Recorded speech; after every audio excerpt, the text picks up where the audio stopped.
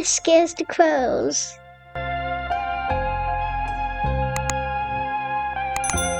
The farmers of Sodor were planting seeds for the summer corn crop. When Thomas pulled up at Farmer McCall's farm, he heard a lot of loud noise.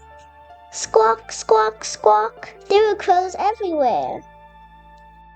Farmer McCall was not happy. The crows were eating all of his seeds. Sue! Farmer McCall shouted at the birds. The birds were not scared of Farmer McCall, and they weren't afraid of his broken scarecrow either. These crows are ruining my cornfields, said Farmer McCall. I have to fix that scarecrow.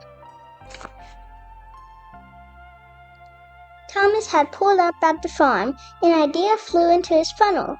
Thomas would scare the crows away by making lots of noise. Toot, toot, toot. Sure enough, the crows flapped away, but a few minutes later, they all returned. I'll keep these birds away until you fix your scarecrow, Thomas told Farmer McCall. But two of the biggest crows ignored Thomas' toots and hoots.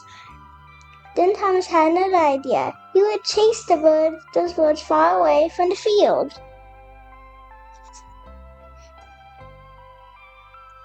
Thomas puffed his pistons and looked toward the birds. The crows squawked and flew off down the track. I'm right behind you, Thomas huffed as he steamed after the birds. The crows flew faster. Thomas' spoiler bubbled. I must chase them away, he said to himself.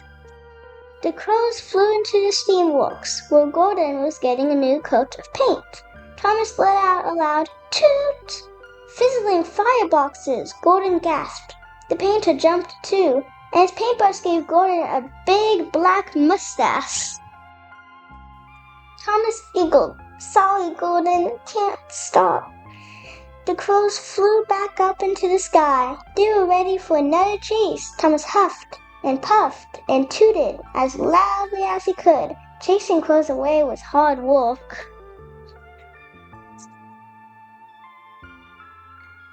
This time, the crows landed on Mavis at the quarry. Toot! Thomas whistled. Mavis bashed into her trucks. Trembling tracks, she cried. You gave me a fright, Thomas. But Thomas wasn't listening. The toot had scared the birds, and they had disappeared into the sky. Thomas was so happy. But Farmer McCall was not so happy. When Thomas returned to the farm, the crows were back again, and they'd brought even more of their friends with them. Farmer McCall sighed. What am I going to do? The scarecrow won't be ready until the morning.